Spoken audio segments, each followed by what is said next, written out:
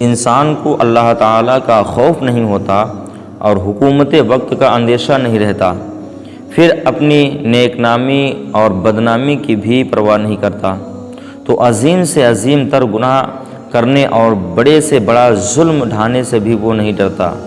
یہی حال ان یزیدیوں کا ہے جو امام علی مقام حضرت امام حسین رضی اللہ تعالیٰ عنہ کے مقابل میں کربلا کے میدان میں کھڑے تھے کہ خدا تعالیٰ کا خوف ان کے دلوں میں نہیں تھا، اور حکومت وقت کا اندیشہ بھی انہیں پیدا ہوتا ہے۔ کیوں؟ اس لیے کہ اسی کی حکومت نے یعنی کہ یزید نے اہل بیت پر ظلم اور جفا کا پہاڑ توڑنے کے لیے اپنے سپاہیوں کو بھیجا تھا، اور انہیں اس بات کی بھی پرواہ نہیں تھی کہ دنیا والوں کی نگاہ میں ہم ذلیل و رسوا ہو جائیں گے، تو پھر انہیں کسی طرح کا ظلم ڈھانے سے کوئی چیز کیوں روک سکتی تھی؟ کوئی چیز مانے نہیں ہے کہ وہ ان کو روکتی۔ جب انہیں کسی چیز کا خوف ہی نہیں تھا تو وہ رکتے کیسے؟ نواسِ رسول جگر گوشے بطول کو صرف بے دردی کے ساتھ شہید کرنے پر انہوں نے اکتفا نہیں کیا، بلکہ آپ کے جسم اقدس سے کپڑے بھی اتار لیے، اللہ اکبر، اور گھوڑوں کی ٹاپوں سے آپ کی لاش مبارک کو پامال کر کے ہڈیوں کو چکنا چور بھی کر دیا۔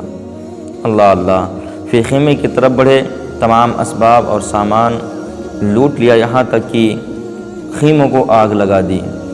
امام عالی مقام کا سر مبارک خولی بن یزید کے ہاتھ ابن زیاد کے پاس بھیجا گیا، اور باقی شہداء کے سر قیس ابن اشعث اور شمر وغیرہ کے ساتھ روانہ کیے گئے۔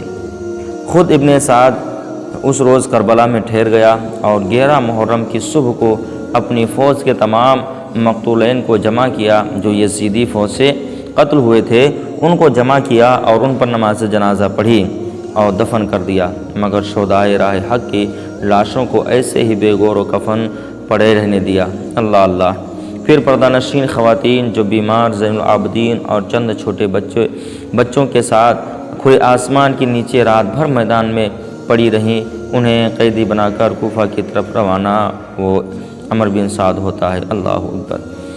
یزیدی فوج کے ایک سپاہی کا بیان ہے، جب حضرت زینب اپنے بھائی حضرت حسین کی لاش سے گزری تو انتہائی درد کے ساتھ روتے ہوئے کہا، وا محمدہ وا محمدہ، آپ پر اللہ اور ملائکہ مقربین کا درود و سلام ہو۔ حسین میدان میں پڑے ہوئے ہیں، خون میں ڈوبے ہوئے ہیں اور تمام اعضاء ٹکڑے ٹکڑے ہیں۔ واہ محمدہ واہ محمدہ، آپ کی بیٹیاں قید میں جا رہی ہیں، آپ کی اولاد قتل کی گئی ہیں، ہوا ان کی لاشوں پر خاک اڑا رہی ہے۔ حضرت زینب کے ان الفاظ کو سن کر دوست و دشمن سب رونے لگے۔ پھر جب کربلا سے یزیدی لشکر چلا گیا تو قبیلہ بنی اسد جو قریب کے گاؤں غازریہ میں رہتا تھا، حضرت امام اور ان کے ساتھیوں کی لاشوں کو آ کر دفن کیا۔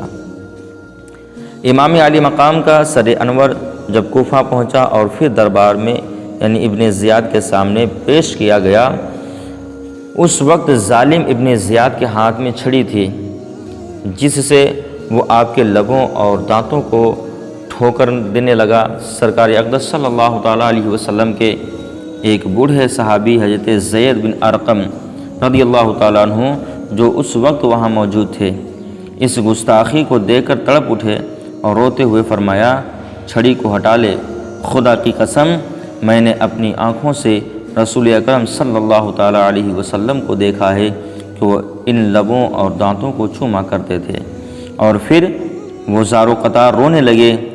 ابن زیاد نے کہا، خدا تجھے خوب رلائے، اگر تو بوڑھا نہ ہوتا تو تیری عقل خراب نہ ہو گئی ہوتی تو میں تیری گردن مار دیتا۔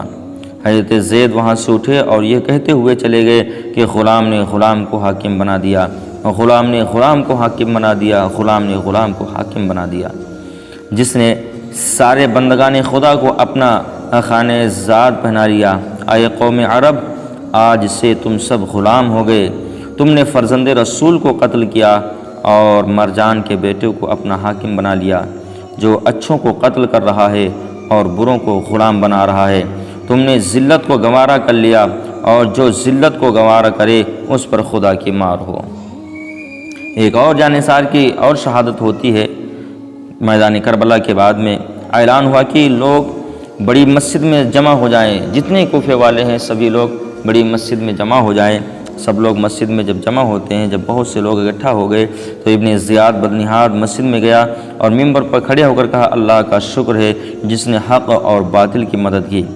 امیر المومنین یزید بن معاویہ اور ان کے ساتھیوں کو کامیابی عطا فرمائی اور ان کو فتح و نصرت سے سرفراز کیا۔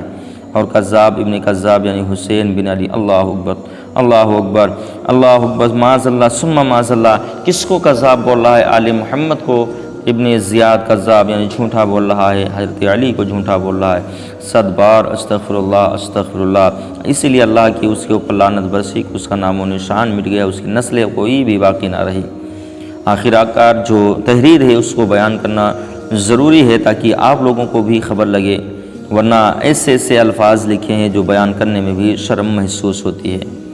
جب اس نے کہا کذاب ابن کذاب یعنی حسین بن علی اور ان کے گروہ کو شکست دی اور ان کو ہلاک کیا، معاذ اللہ ثم معاذ اللہ، جب اس بدبخت نے حضرت امام حسین اور ان کے والد گرامی حضرت علی رضی اللہ تعالی عنہما کو کذاب کہا تو حضرت عبداللہ بن عفیف ازدی جو محب اہل بیت تھے، دونوں آنکھوں سے معذور تھے اور سارا دن ذکر اور فقر اور نماز پڑھنے کے لیے مسجد میں گزارتے تھے۔ وہ ابن زیاد کی گستاخی کو برداشت نہ کر سکے، بے تاب ہو کر کھڑے ہو گئے اور فرط غضب سے کانپتے ہوئے فرمایا، اور ابن مرجانہ تو ہی کذاب ابن کذاب ہے، اور جس نے تجھے حاکم بنایا وہ بھی کذاب ہے۔ حسین سچے، ان کے باپ سچے، ان کے نانا سچے، تم لوگ اولاد رسول کے قتل کے مجرم ہو اور باتیں صدیقین جیسی کرتے ہو۔ ابن زیاد نے کہا، اسے پکڑ لو۔ جب اس شخص نے محب اہل بیت نے جو معذور تھے انہوں نے کہا کہ تم خود جھوٹے ہو اور تم نے آل رسول کو، آل محمد کو قتل کیا ہے اور بات سچوں جیسی کر رہے ہو، صدیقین جیسی کر رہے ہو۔ ابن زیاد غصے میں آتا ہے اور کہتا ہے، ابن زیاد نے کہا، اسے پکڑ لو۔ سپاہیوں نے انہیں گرفتار کر لیا۔ ابن عفیف کی قوم کے بہت سے لوگ وہاں موجود تھے، انہوں نے ان کو چھڑا لیا، مگر ظالم ابن زیاد کو ان کا خون بہائے بغیر چین نہ آیا۔ گھر سے بلوا کر ان کو قتل کیا اور شاہراہ عام پر ان کی لاش کو دار پر لٹکا دیا، اس طرح کوثر کے ساحل پر ایک جانثار کا اور اضافہ ہوا۔ پھر ابن زیاد بدنہاد نے امام عالی مقام حضرت امام حسین رضی اللہ تعالیٰ عنہ کے سر مبارک کو کوفہ کے کوچہ اور بازار میں، یعنی کوفہ کے جتنے بازار گلیاں کوچہ اور بازار میں پھرایا اور اس طرح اپنی بے غیرتی و بے حیائی کا مظاہرہ کیا۔ اس کے بعد حضرت امام اور ان کے تمام جانثار شہداء کرام کے سروں کو اور اسیران اہل بیت کو ایک جماعت کے ہمراہ شمر وغیرہ کے سرگردگی میں یزید پلید کے پاس اس حالت میں روانہ کیا کہ حضرت زین العابدین رضی اللہ تعالیٰ عنہ کے ہاتھ پاؤں کو زنجیروں میں جکڑ دیا گیا تھا اور بیویوں کو اونٹوں کی ننگی پیٹھیوں پر بٹھایا گیا تھا، اور ظالم نے حکم دیا تھا کہ سروں کو نیزوں پر چڑھاؤ، آبادیوں سے ان کا گزر کرو تاکہ لوگوں کو عبرت ہو اور آئندہ کوئی یزید کی مخالفت پر آمادہ نہ ہو۔ اللہ اکبر۔ اللہ رب العزت رحم فرمائے ہم مسلمانوں کے اوپر کی، اور ساتھ ہی ساتھ میں اہل بیت سے سچی محبت کی توفیق عطا فرمائے۔ ان بدبختوں نے کیسا سلوک کیا ہے آل محمد پر اور قافلے کے اوپر اور خانوادے رسول صلی اللہ تعالیٰ علیہ وسلم کی عورتوں کے اوپر لے کر پہلی منزل پر ایک گرجا گھر کے پاس رات گزارنے کے لیے اتری تو بعض روایتیں علامہ صاحبان شراب پی رہی تھی، یہ پوری جماعت شراب پی رہی تھی، تو ایک لوہے کا قلم غیب سے نمودار ہوا جس نے خون سے یہ شعر لکھے، جس کا ترجمہ یہ ہے کہ جنہوں نے حضرت حسین رضی اللہ تعالیٰ عنہ کو شہید کیا ہے، کیا وہ اس بات کی امید رکھتے ہیں کہ ان کے نانا جان صلی اللہ تعالیٰ علیہ وسلم قیامت کے دن ان کی شفاعت کریں گے؟ اور بعض روایتوں میں ہے کہ دیوار پر یہ شعر پہلے سے لکھا ہوا تھا۔ بدبختوں نے جب دیکھا تو بہت متعجب ہوئے اور گرجا گھر کے راہب سے پوچھا کہ یہ شعر کس نے لکھا ہے اور کب کا لکھا ہوا ہے؟ راہب نے کہا، کس نے لکھا ہے یہ تو مجھے معلوم نہیں ہے، البتہ اتنا جانتا ہوں کہ تمہارے نبی کے زمانے سے 500 برس پہلے کا لکھا ہوا ہے۔ راہب نے جب شہیدوں کے سروں کو نیزوں پر اور چند